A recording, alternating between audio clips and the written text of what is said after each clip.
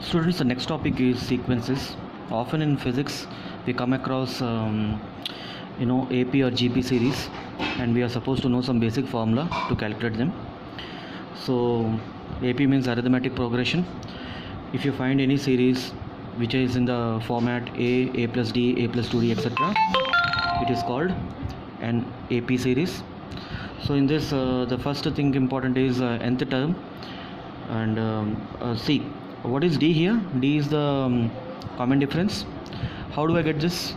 You take the third term, you take the second term, take the difference. You take the fourth term, you take the third term, or you take the second term and the first term. But don't take first term and third term, or first term or second term. So d is basically t2 minus t1 or t3 minus t2, like that. And this value is constant for the entire series. So an, the nth term, is a plus n minus 1 into d, and sum till the nth term Sn will be equal to n by 2 into a1 plus an, where an is the nth term and a1 is the first term. You can also write n by 2 into first term plus last term. The general formula is Sn is equal to n by 2 into 2a plus n minus 1 into d. So these formulas you are supposed to know. Next type is GP.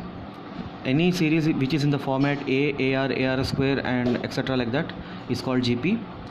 They come in two formats, either till n terms or till infinity.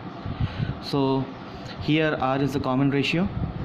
You can take the second term divided by the first term, you get R. You can take the third term divided by the second term, you get R. It should be mutually consecutive. Don't take the first term and second term. Take the second term and the first term, or third term and the second term. This R value can be greater than 1 or less than 1. Both cases are possible.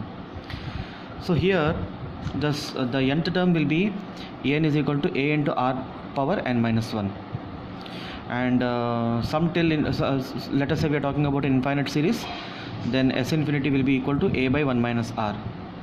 A is the first term, r is the common ratio. So here r is less than 1. We are assuming that r is less than 1. This is called infinite GP series. Sometimes we are supposed to calculate the sum till the nth term. So there the formula will be a into 1 minus r power n by 1 minus r. R is less than 1. Then we have to use this formula, or a into r power n minus 1 by r minus 1 if r is greater than 1. So we have to see what is the value of r. Is it less than 1 or more than 1?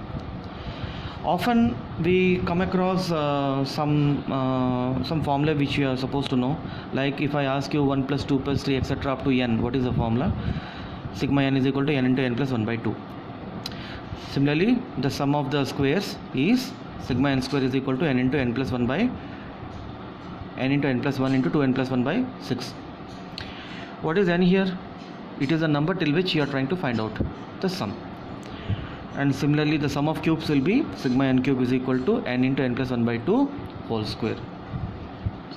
So we'll see some numericals in the next video.